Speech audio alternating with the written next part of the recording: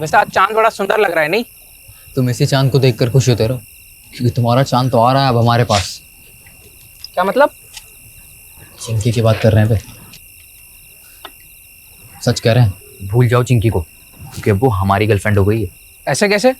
कल शाम तक तो हमारे साथ थी। हाँ, पर कल रात को हमको गाल पर पप्पी देकर गई, इसलिए अब वो हमारी। ये कहाँ हुआ?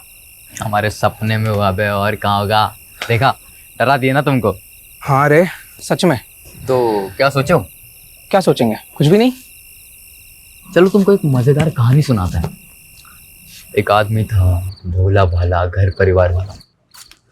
एक रात को ऐसा हुआ कि वो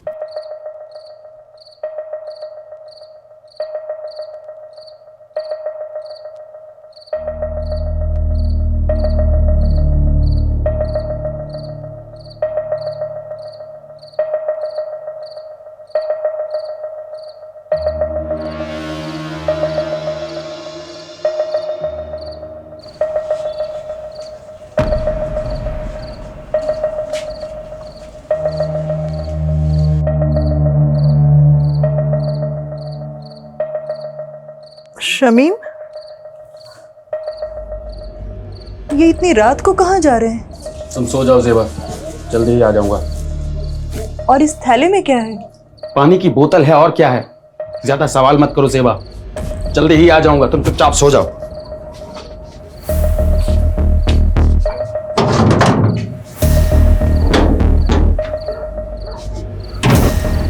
फिर उस आदमी को पता नहीं क्या सूझी कि वो अपनी औकात भूल गया।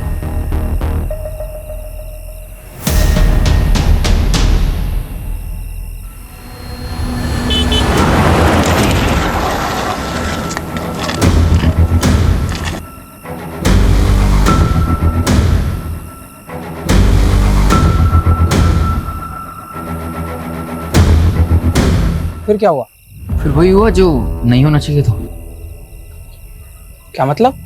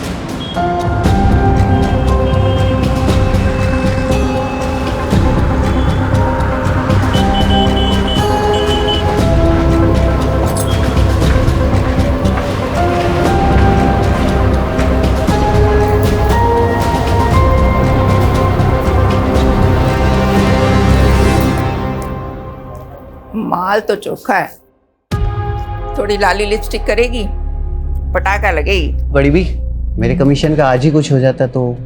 गुड्डू, जी बड़ी भी। इस कुत्ते का मुंह बंद कर, पैसे ठूस कर।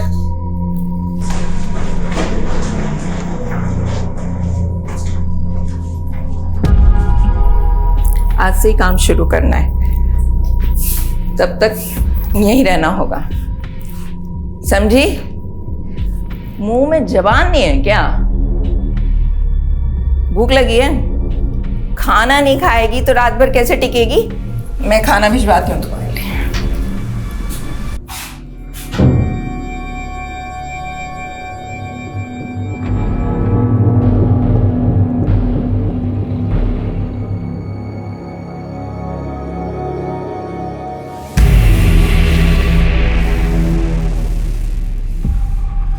अरे कहाँ है? ए लड़की, कहाँ गई वो? वे कहाँ है वो?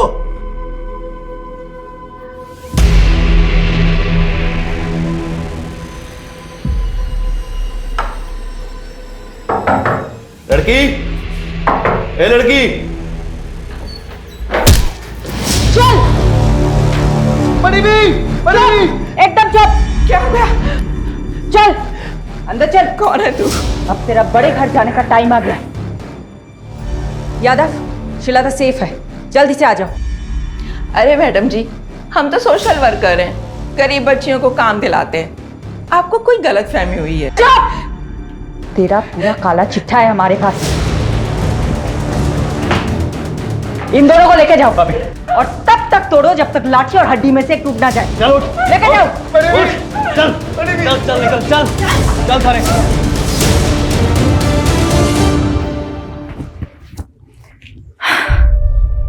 श्वेता बेटा, ठीक हो तुम? कुछ नहीं होगा तुम्हें, ओके? तुम सेफ हो।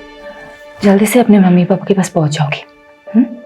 डोमेस्टिक हेल्प सर्विस एजेंसी के नाम पर झारखंड, बिहार और नॉर्थ ईस्ट की लड़कियों को लाया जाता था और उन्हें डराकर, नशे की आदत डालकर प्रोस्टिट्यूशन में ढकेला जाता था। कौवा से वे अंडी, कोयला के लेवे। तू जलेबी ना तले चौधरी, सीधा बोल। बोलना क्या है सर जी, आप खुद ही समझदार हो। देखिए, मैंने अकेले ने कुछ भी नहीं किया है, ये एक टीम वर्क था। इस ऑपरेशन की सक्सेस के पीछे सबसे बड़ा हाथ सब इंस्पेक्टर अजय यादव का है। उनकी सूझबूझ और उनके खबरी नेटवर्क के सपोर्ट से ही हम इस गिरोह को पकड़ पाए हैं। Sub inspector Ajay Yadav, media को ब्रीफ दीजिए इस ऑपरेशन की। सर, ये ऑपरेशन की शुरुआत कब हुई? जी वो 7 महीने पहले कोची पुलिस के पास एक औरत ने मिसिंग रिपोर्ट लिखाई थी, अपनी बेटी श्रीलता की। उनका कहना था कि नौकरी का लालच देकर कोई उनको अपने साथ दिल्ली ले आया था। कितने समय से एक्टिव था उनका गिरोह? लगभग 1 साल से। और यहाँ से हमने 18 लड़कियों को रेस्क्यू किया, जिनको सेम मोडस ऑपरेंडी से ट्रैप किया गया था। हमने अभी तक एक ही गिरोह को पकड़ा है, जो भी इस रैकेट के साथ जुड़े हुए हैं। अब उन सबकी बारी है। ज़ेबा, फिक्र मत कर, समीम भाई जल्द लौटेंगे। राना खाला, जरा 1 मिनट। हाँ, क्या हुआ रकीब? क्या बोलूं खाला, अब्बू के जाने से अम्मी का हाल बुरा, ऊपर से पैसों की किल्लत, 2 वक्त का खाना और दूध के भी पैसे नहीं है। क्या करूं, किससे मदद मांगूं, कुछ समझ में नहीं आ रहा है। ये ले 1000 रुपए रख, और जरूरत पड़े तो मांग लेना। शुक्रिया खाला।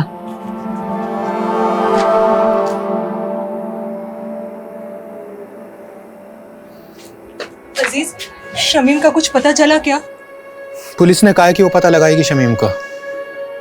वैसे मुझे नहीं लगता वो लोग कुछ करेंगे।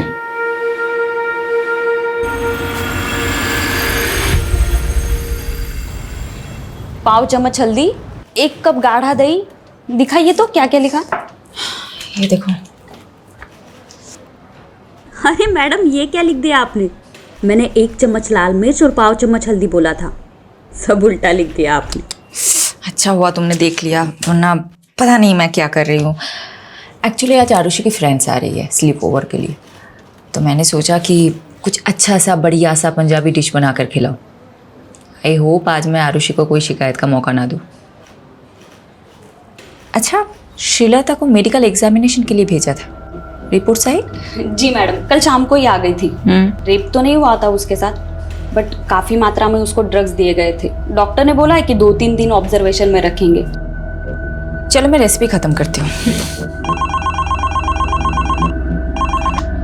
Hello, what?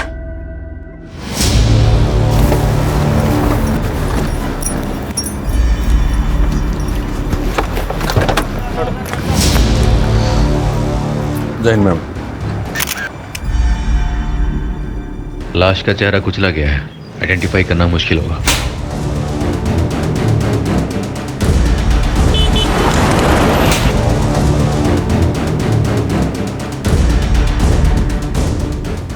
Solanki, mobile, wallet, ID card कुछ मिला? नहीं मैडम जी। सोलंकी, पोस्टमार्टम के लिए गाड़ी को बुलाया कि नहीं? हाँ बोला सर। बोल दिया ना? कब तक आ रहे हैं? बस 10 मिनट, फिर चेक कर लेंगे। दी, देखो मैंने लाइट ऑन कर दी, कैसा लग रहा है? वेरी गुड रोहन, जब तू बड़ा होगा तेरे फ्रेंड स्लीप ओवर के लिए आएगा ना, मैं भी चुपचाप लिविंग रूम में चली जाऊंगी। Living room? मैं क्यों जाऊं लिविंग रूम में? एक ही रात की तो बात है रोहन। मैंने इतनी मेहनत की हमारा रूम साफ करने में, मैं नहीं जाऊंगा कहीं भी। ए चैंप, तू एक काम कर, तू ना मेरे रूम में आ जा।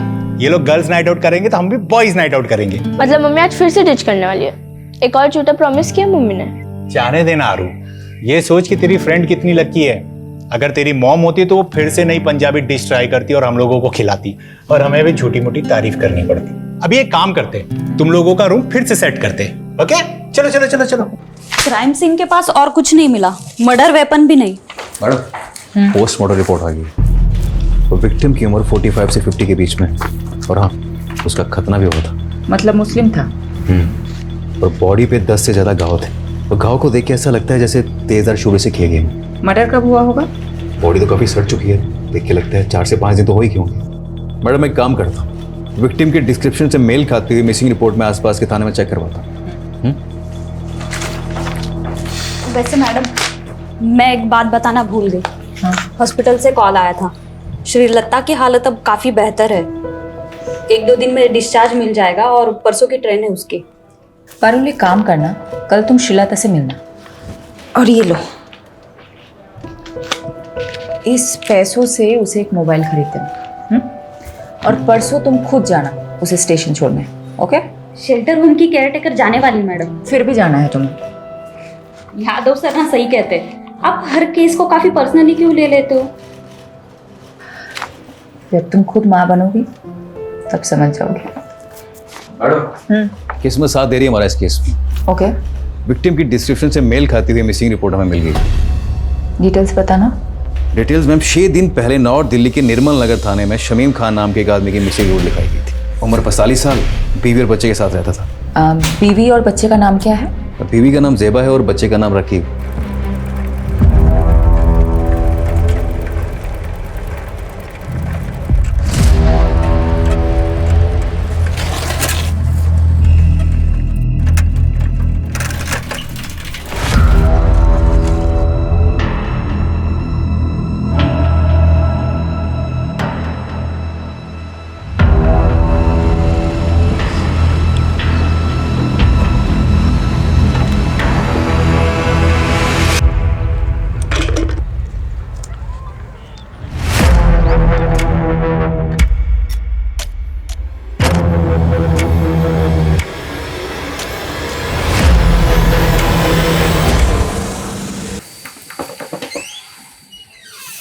पाटी सर, आपने बुलाया मुझे?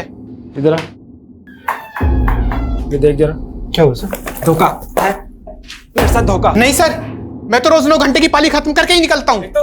तो झूठ बोलता है। नहीं सर। ऊपर से काम चोरी करता है। अब ध्यान रख ले, अगले 1 महीने तक तूने ओवर टाइम करके मेरा हिसाब पूरा करना है। अगर कुछ गड़बड़ हुई तो याद रख, तेरा वही हाल होगा जो शमीम का हुआ था। समझा?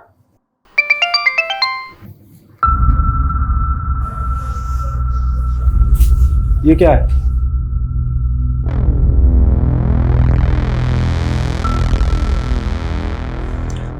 पहले शमीम कहीं चले गए और अब रकीब का भी पता नहीं। कुछ पता चला रकीब का? नहीं, लेकिन मैंने रकीब के कुछ दोस्तों से बात की। रकीब ने किसी को 1000 रुपए दे के बंदूक खरीदी है। रकीब बंदूक क्यों खरीदेगा? रकीब! रकीब! क्या हुआ बेटा? क्या हुआ? क्या हुआ रकीब? इसको खड़ा करो। क्या हुआ बेटा? रकीब, ये घाव कैसे? और बंदूक क्यों खरीदी तूने? कुछ गलत किया है तूने? बोल बेटा, बोल। कहीं इन सब का ताल्लुक शमीम भाई के गायब होने से तो नहीं है? क्या जानता है तू शमीम भाई के बारे में?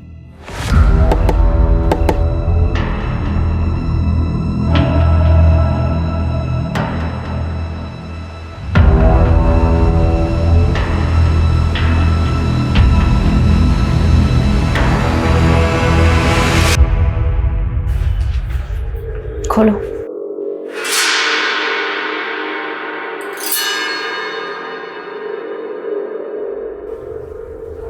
नहीं, ये मेरे शौहर नहीं है।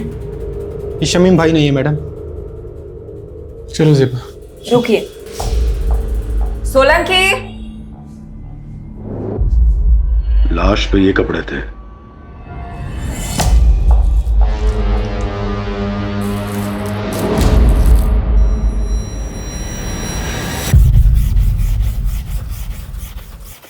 अरे अब्बू, शर्ट को इतना भी मत घिसो कि चीख पड़े। शर्ट चीखेगी नहीं बेटा, चमक उठेगी। ये देख तेरे बाप के हाथों का कमाल। एक शर्ट पूरे 5 साल चलाता हूँ, समझा? और मेरे इसी बचत के पैसों से तू हर 5 महीने में नई शर्ट खरीद पाता है।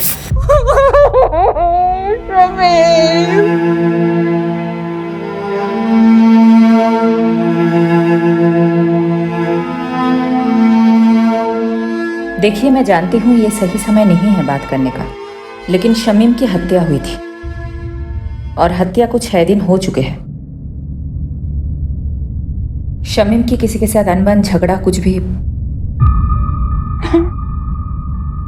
ऐसा कभी कुछ नहीं हुआ था।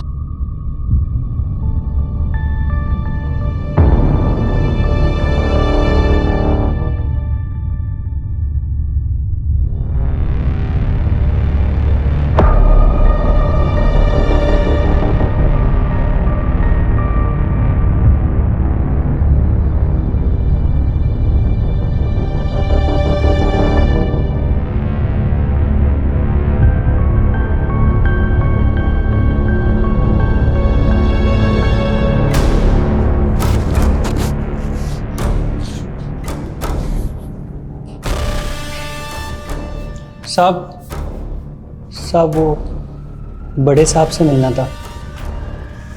नाम क्या है तुम्हारा? बाबू। बाबू पक्का यही था वो? कितनी बार बताया साहब, 100% यही था। 2 आदमियों ने इसे पीछे से पकड़ रखा था और एक आदमी इसको चाकू मार रहा था। मैं डर के मारे सहम गया था, इसलिए इसकी मदद भी नहीं कर पाया। हमारे पास इतने दिन बाद क्यों आए? मैडम जी, दिल्ली में नया हूँ और किसी को जानता भी नहीं, और फिर पुलिस स्टेशन में आने से हर कोई डरता भी तो है। तो फिर बाबू अचानक तेरी अंतरात्मा कैसे जागी? हाँ साहब, पेपर में पढ़ा कि इसका कातिल अभी तक नहीं मिला, तो मुझे ख्याल आया कि वो किसी का पति, किसी का भाई होगा शमीम, और उसे इंसाफ तो मिलना चाहिए ना। और मैम, मुझे किसी लफड़े में नहीं फंसना। बाबू, मेरी बात अच्छे से सुनो जी। इस शामीम को 3 लोगों ने मारा है। उनका हुलिया पहचान सकते हो? चित्र बनवा सकते हो? शक्ल तो याद है मुझे मैम, रोज रात को सपने में आते हैं तीनों कमीने।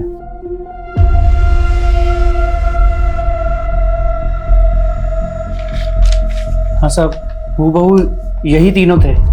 दीजिए यादव, सभी पुलिस स्टेशन में तीनों के स्केचेस थे। एक भी मिल गया तो बाकी 2 अपने आप हाथ लग जाएंगे। मैं ये स्केचेस शमीम की फैमिली को दिखाती हूँ।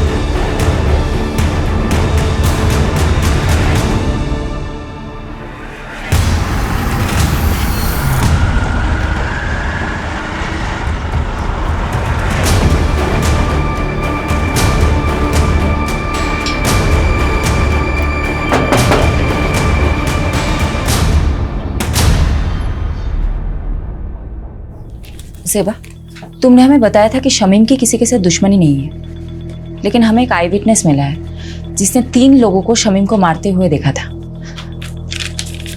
तीनों कुछ ऐसे दिखता है। मैंने इन्हें पहले कभी नहीं देखा।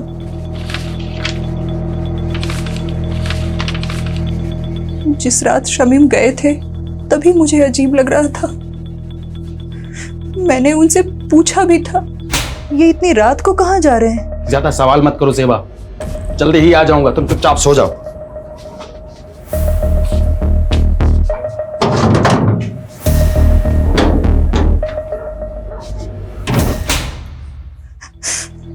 बस थैली लिए और चले गए।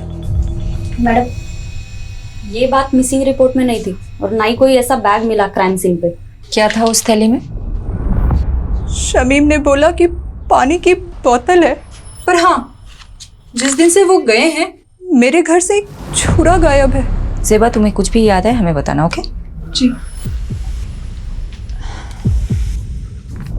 राकीब, तुम हमें कुछ बताना चाहते हो? ये चोटें कैसे लगी है तुम्हें?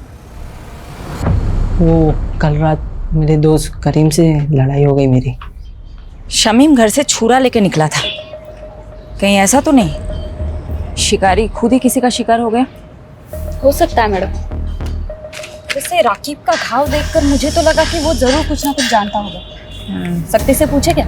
नहीं नहीं, माइनर है, कोई और तरीका आजमाना होगा। यादव कहाँ है? बोल तो रहे थे कि यही आएंगे, पूछती हूँ। काट दिया, कोई और एंगल टटोल रहा होगा। यही तो करता है वो। ये क्या है? शमीन खान आपकी फैक्ट्री का वर्कर था। इन तीनों में से किसी एक ने उसको मारा हो सकता है। तो इन तीनों में से आपकी फैक्ट्री का कोई था, आप जानते होंगे? 150 वर्कर है मेरी फैक्ट्री में। सबकी शक्ल ना मुझे याद रहती है ना मुझे याद रखनी है। कहीं ऐसा तो नहीं आपने इन तीनों लोगों को शमीम खान को मारने की सुपारी दी थी? मैंने तो ऐसा भी सुना है कि आप अपने फैक्ट्रीज के वर्कर्स को मारते भी हैं। ए इंस्पेक्टर, ज्यादा मत उड़, तू जानता नहीं मैं कौन हूं। पुलिस वाले को तो हो सकता है। बहुत अकड़ है ना तेरे में, आज सब निकालता हूं। चल चल।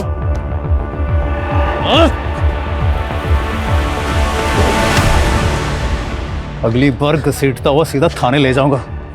दोबारा पुलिस के सामने इज्जत से पेश आना, समझा? चल।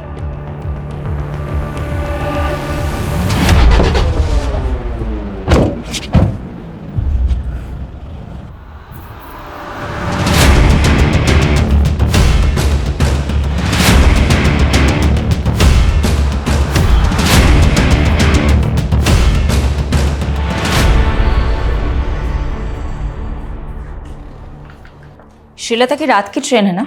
जी मैडम, कल रात तक अपने गांव पहुंच जाएगी। यादव सर का फोन है। स्पीकर पे रखना। हेलो सर, कहाँ हो आप? शमीम जिस फैक्ट्री में काम करता था वहीं गया था पूछताछ करने के लिए। पर पारुल एक काम करना, अभी मैडम को मैं बता रहा हूँ। यादव, फोन स्पीकर पे है। सॉरी मैडम, वो मैं पूरी इन्वेस्टिगेशन होने के बाद आपको बताना चाहता था। क्या बोलूं तुमको? Okay.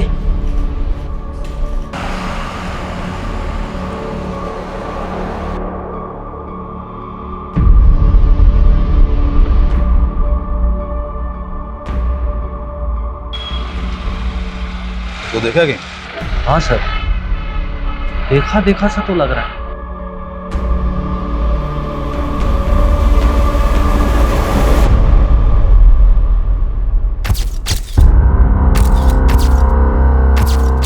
Meenakshi, I'm gonna miss you. उम्र 55 की लेकिन दिल बचपन का है तुम्हारा। 2 दिन के लिए तो जा रहे हो, महीनों के लिए नहीं। हाँ, लेकिन शादी के इतने सालों में भी 2 दिन भी मैं तुमसे दूर कहाँ रहा हूँ कभी। डॉक्टर हर्षवर्धन, मैं तो रेडी थी सूरत जाने के लिए, तुम ही ने तो मना किया ना। अब 2 दिन के लिए तुम मेडिकल कॉन्फ्रेंस में जाके क्या करती? नेक्स्ट मंथ मॉरिशस में एक मेडिकल सेमिनार है, उसमें चलेंगे ना साथ? ठीक है, चल बाय।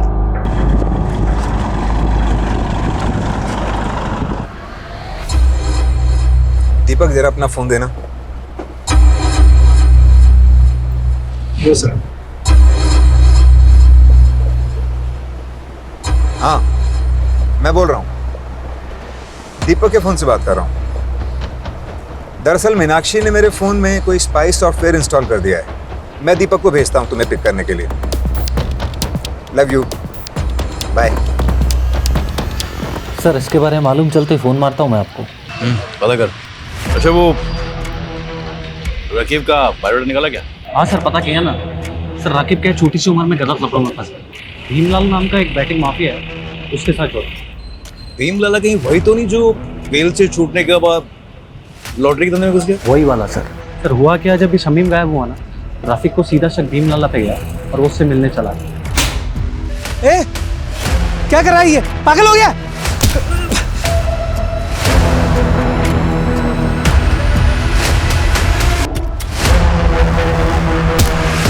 सर मारने गया था, मार खा के आ गया।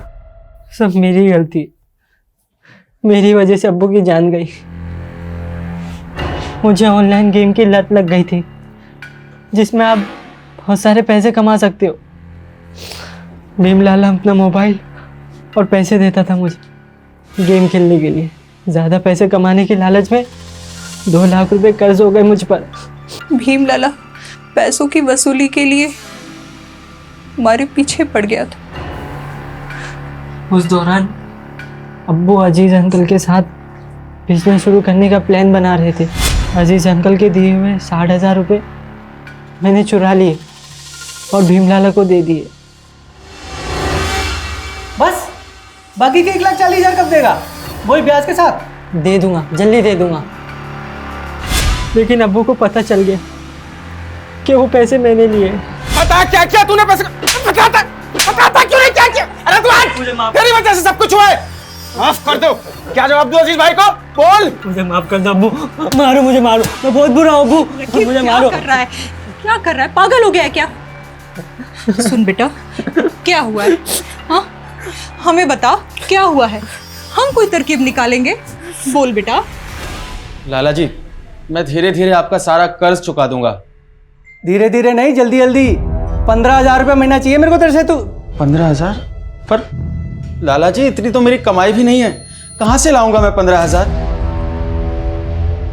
ठीक है, हर महीने 5,000 रुपये, उससे 1 पैसा कम नहीं। अब्बू ने कई महीने तक पैसे दिए लेकिन फिर भी काफ़ी रकम बाकी थी। उसका ब्याज बढ़ता ही जा रहा था। क्या उस रात शमीम लाला को मारने उसके घर गया था क्या?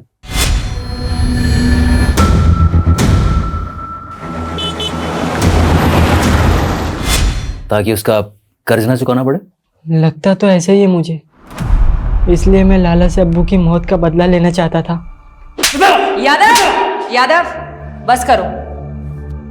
कितना मारोगे? मर जाएगा ये। देखो लाला, ये बहुत जिद्दी है, इसलिए तुम्हारे लिए यही अच्छा होगा कि तुम सब सच बता दो, नहीं तो ये तुम्हें मारता ही रहेगा। मैंने नहीं मारा शमीम को, आप खुद ही सोचो। सोने का अंडा देने वाली मुर्गी थी वो, मैं उसे क्यों मारूंगा भला? क्योंकि शमीम तुम्हें मारने आया था, इसलिए तुमने अपने उन 3 साथियों के जरिए उसे मरवा दिया। मैडम, ये देखो। मैं इन तीनों को नहीं जानता। लगता है जैसे इसे मारने का शौक है, तुम्हें मार खाने का शौक है। ठीक है, करते रहो अपने अपने शौक पूरे। चलो चालू हो जाओ। बता, लट दे मेरा। बता, बता। I will call you back. Deepak. जी मैम। साहब को छोड़ा है एयरपोर्ट? जी मैम, छोड़िए। रास्ते में कहीं रुके थे? नहीं तो मैडम, घर से सीधा क्लिनिक और फिर क्लिनिक से शाम को एयरपोर्ट। तो गाड़ी रोहिणी में क्या कर रही थी दोपहर को?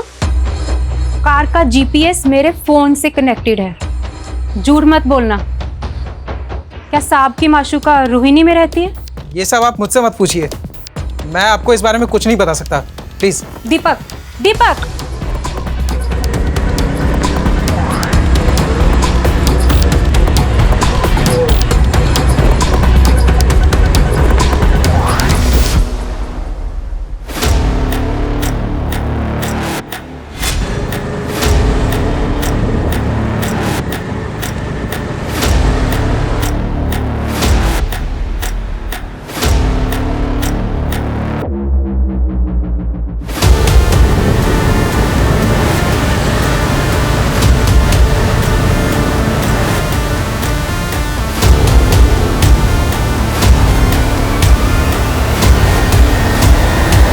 मैडम जी, हम गंगा मैया की कसम खा के कहते हैं हमने किसी शमीम को नहीं मारा। झूठ मत बोल। हमारे पास चश्मदीद गवाह है जिसने तुझे शमीम का मर्डर करते हुए देखा है, और तेरे साथ ये दोनों थे। कौन है ये दोनों? मैं नहीं जानता मैडम, और जब हमने खून ही नहीं किया है तो देखा किसने? सपने में।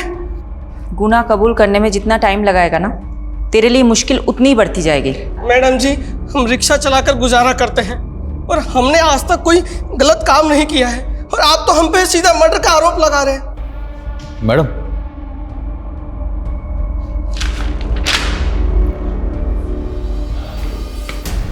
बोलो। हाँ, जीतू के बारे में पता किया मैंने। उसकी नॉलेज काफ़ी शरीफ आदमी है, कोई क्रिमिनल रिकॉर्ड भी नहीं है इसे। हो सकता है ये मर्डर से डेब्यू किया हो। इसे थोड़ी अपनी वाली ट्रीटमेंट दो, शायद सच उगल दे। तो मैं पारुल को बोलती हूँ शहर के सारे पुलिस स्टेशन में पता करे जीतू का कोई क्रिमिनल रिकॉर्ड है या नहीं।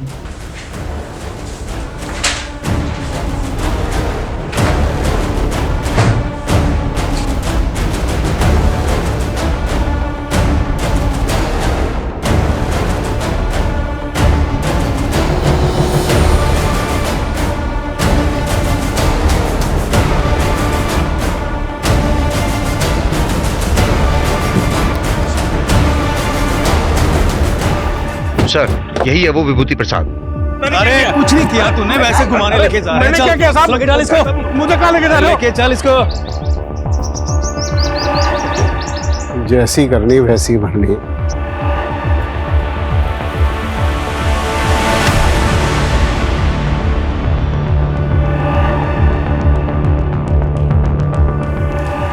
मैम यही है वो आदमी जिसने उसको चाकू मारा था। और मैम इस वाले आदमी ने उसको पीछे से पकड़ा हुआ था। मैम वो तीसरा आदमी मिला क्या? वो भी मिल जाएगा। मैम मेरा कहीं नाम तो नहीं आएगा ना? फिक्र मत करो, तुम जा सकते हो बाबू। जी मैम।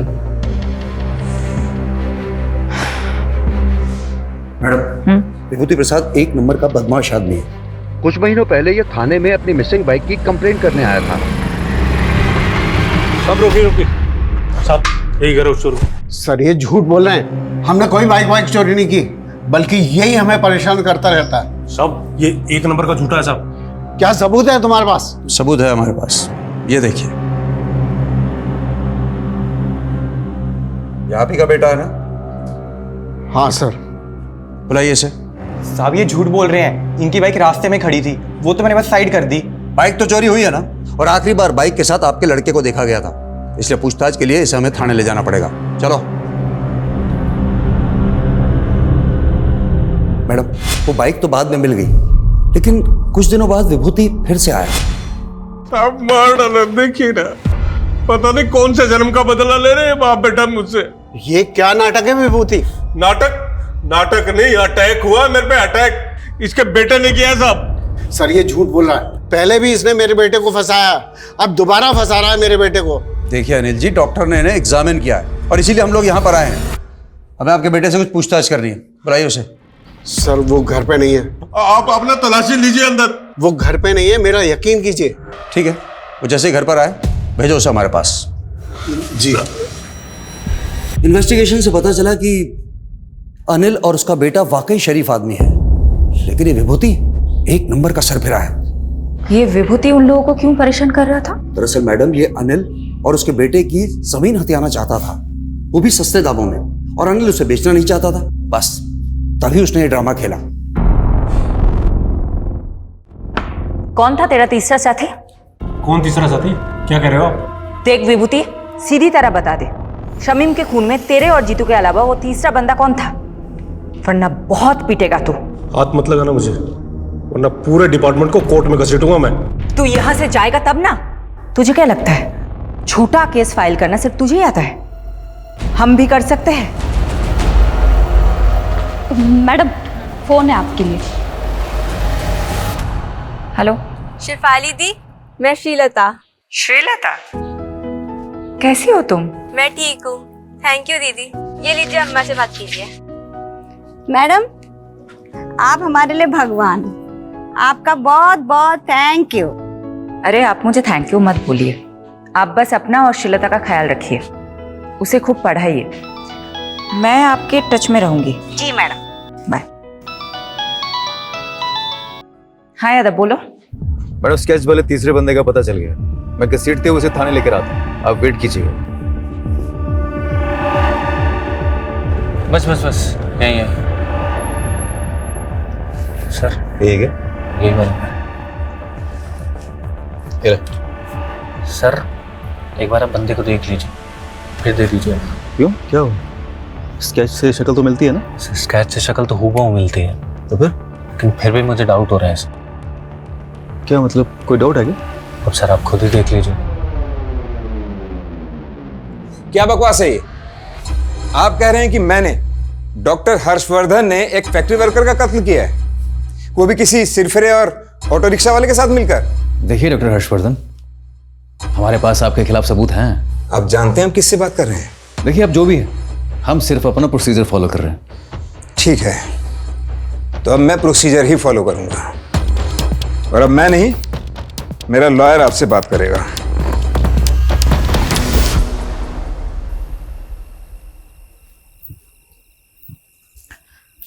ये लो।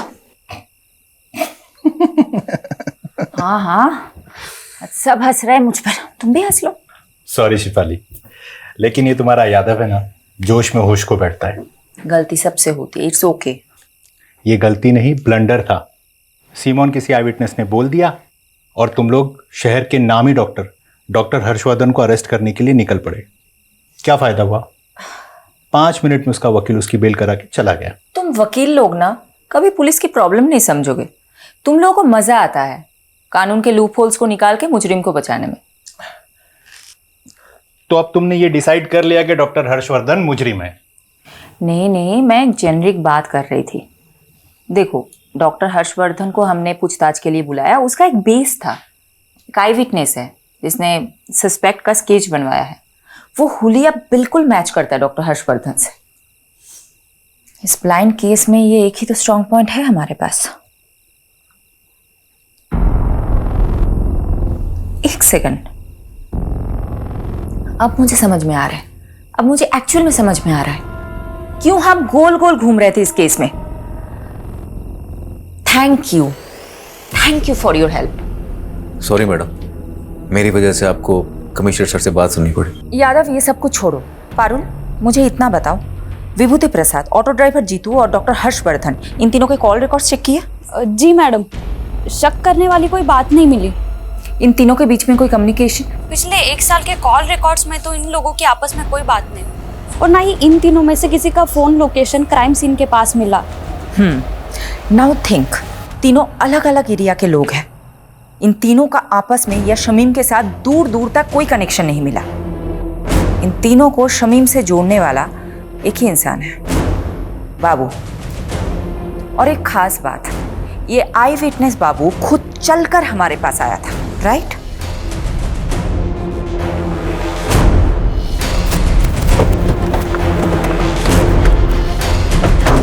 यादव,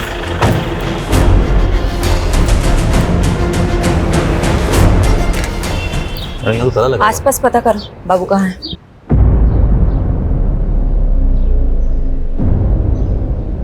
मैं बाद में बात करती हूँ। क्या हुआ? मैडम, आसपास पड़ोसी से बातचीत की मैंने, उनका कहना है कि बाबू काफी दिनों से गायब और उसका फोन भी बंद आ रहा है। मैंने ट्राई किया। मैडम जी, आप यकीन नहीं करोगे इस घर का मकान मालिक कौन है। मैडम, बाबू मेरे दूसरे वाले घर पर भाड़े पे रहता था। जब विभूति ने मेरे बेटे राकेश पर इल्ज़ाम लगाया ना, तो मैंने ही राकेश को बाबू के साथ में उस घर में रहने के लिए बोल दिया था, छुपा दिया था उसको। वो घर पे नहीं है, मेरा यकीन कीजिए। ठीक है, वो जैसे ही घर पर आए भेजो उसे हमारे पास।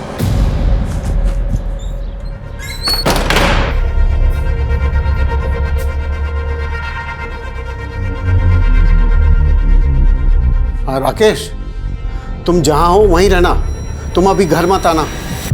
फिर मैडम, राकेश ने बाबू को विभूति के बारे में सब कुछ बता दिया कि वो कैसे हमको तंग करता था। बाबू ने हमको कहा कि वो हमारी मदद करेगा, और बाबू ने झूठी गवाही दी ताकि विभूति पर खून का इल्जाम लग जाए। और आप उसे सबक सिखा सके, राइट? जी हाँ मैडम, लेकिन मैडम आप नहीं जानती कि विभूति ने हमको किस कदर तंग करके रखा हुआ था। अच्छा ये बात बताओ, बाबू ने फोकट में मदद की तुम्हारी? जी मैडम। ये बाबू कहाँ है? मैडम पता नहीं, 3-4 दिन से घर बंद करके कहीं गायब हो गया मैडम।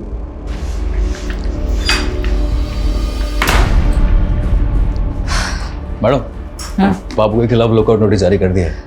एक बात मेरी समझ में नहीं आ रही, ये बाबू अनिल की मदद करने के लिए मर्डर केस में झूठा बयान देने जितना बड़ा रिस्क क्यों लेगा?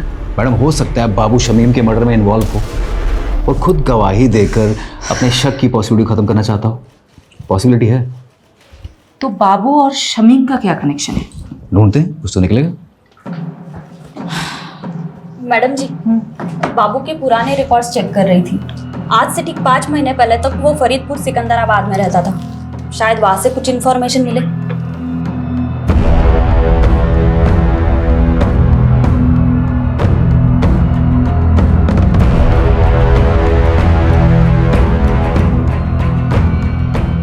मैडम, बाबू और बिलाल इसी गांव का रहने वाला था। 16 साल की उम्र में उसने अपने दोस्त की हत्या की थी।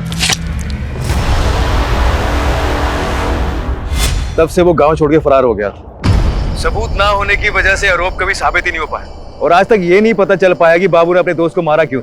लेकिन यादव, बाबू के पास्ट के साथ शमीम का क्या कनेक्शन है? शमीम से कोई कनेक्शन नहीं है मैडम, लेकिन रेहाना से। अजीज की बीवी रेहाना बाबू की कजन थी।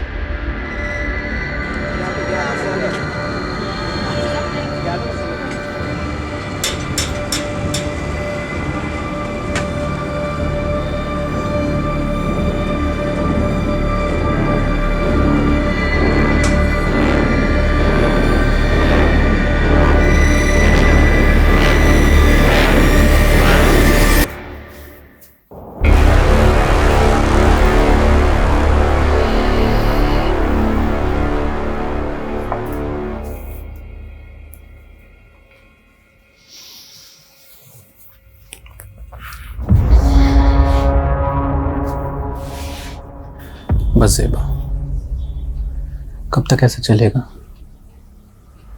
मैं तुम्हें अपना बनाना चाहता हूँ, तुमसे निकाह करना चाहता हूँ। अजीज, हमारे बीच जो कुछ भी हुआ वो गलत था,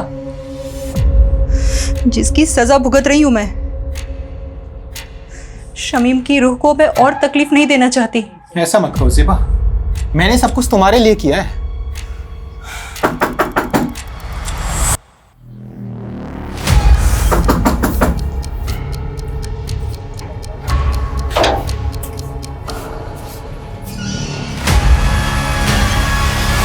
अजीज, चल अब आगे की खातिरदारी तेरी जेल में करते।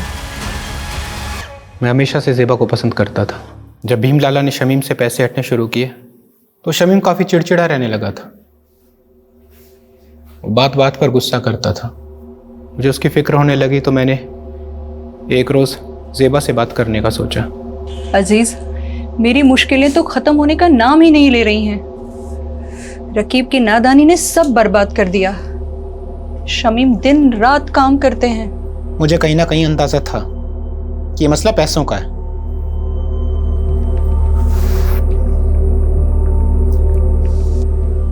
ये रखो, रखो इसको। और हाँ, ना ये कर्ज है ना एहसान। हम धीरे धीरे नजदीक आ रहे थे। ज़ेबा भी मुझे पसंद करने लगी थी। लेकिन एक दिन शमीम को सब पता चल गया। ज़ेबा, ज़ेबा, दरवाजा खोल, दरवाजा खोल ज़ेबा। अजीज, शमीम, मुझे माफ कर दीजिए, मैं आपके हाथ जोड़ती हूँ। गलती हो गई शमीम, माफ कर दीजिए, हमसे बहुत बड़ी गलती हो गई, माफ कर दीजिए शमीम। उस दिन के बाद से सब खत्म हो गया था। ज़ेबा ने मुझसे मिलना छोड़ दिया था, लेकिन मेरे जहन में दिन रात सोते जागते सिर्फ ज़ेबा का ही ख्याल था।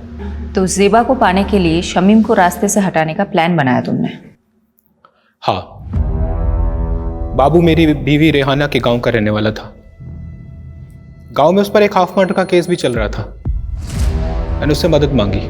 वो 2 लाख रुपए के बदले शमीम का काम तमाम करने को तैयार हो गया। रियाना जानती थी इसके बारे में?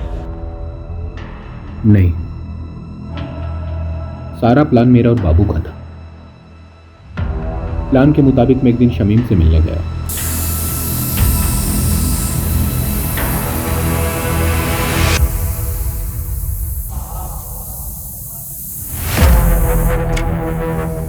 शमीम भाई, मैं अपनी गलती पे बहुत शर्मिंदा हूँ, इसीलिए मैंने शहर छोड़कर हमेशा के लिए मुंबई जाने का फैसला किया है। इसके बाद मैं अपनी शक्ल आपको कभी नहीं दिखाऊंगा। बस जाने से पहले दिल खोल कर आपसे बात करना चाहता था। क्या आप मुझसे मिलने आएंगे एक बार? जरूर आऊंगा जी। मेरी तरह शमीम के मन में भी साजिश पनप रही थी। उसने जो देखा था वो भूल नहीं पा रहा था। वो भी मेरी जान का प्यासा था।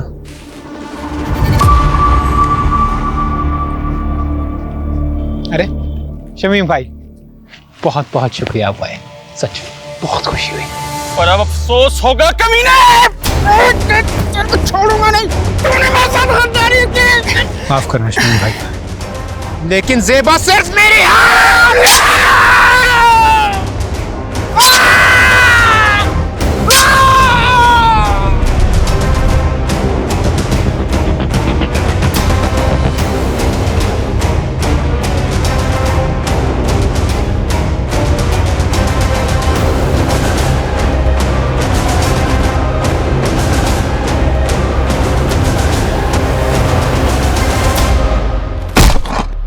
हम जानते थे कि एक न एक दिन आप हम तक जरूर पहुंचोगे, इसीलिए बाबू ने आई विटनेस बनने का प्लान बनाया ताकि आपको भटका सकें। बाबू ने विभूति प्रसाद, जीतू और डॉक्टर हर्षवर्धन का नाम क्यों लिया था? ऐसा कुछ सोचा नहीं था। बाबू के दिमाग में जो हुलिया आया वो बयां करता चला गया। इरादा सिर्फ आपको भटकाने का था।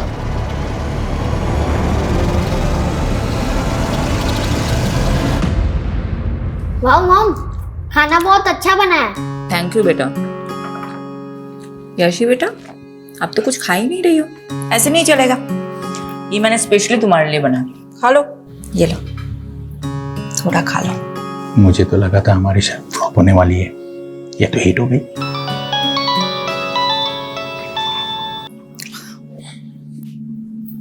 हाँ यादव, बोलो। मैडम, बाबू पकड़ा गया, माऊ में जाकर छिपा था। उसने बताया जीतू और डॉक्टर हर्षवर्धन का नाम क्यों लिया था? बदला लेने के लिए। बड़ी अजीब कहानी है मैडम। बाबू जब पहली बार शहर आया था तो उसने जीतू का रिक्शा लिया था और सिर्फ 15 रुपए के लिए दोनों में बहस हो गई। क्या 15 रुपए के लिए बाबू ने जीतू को मर्डर केस में फंसाया? जी मैडम, और डॉक्टर हर्षवर्धन के क्लिनिक में बाबू ने उसकी नर्स को छेड़ दिया था, जिसलिए डॉक्टर हर्षवर्धन ने उसको बहुत जलील किया था सबके सामने। और उसका बदला लेने के लिए उसने डॉक्टर हर्षवर्धन को बलि का बकरा बना दिया इस मर्डर केस में। लोग कितनी छोटी बात गांठ बात लेते हैं। चलो अच्छा है, ये केस तो सॉल्व हुआ। अब मैं चैन से अपनी फैमिली के साथ खाना खा सकती हूँ। अरे बिल्कुल madam. Good job Yadav. Thank you madam. Bye.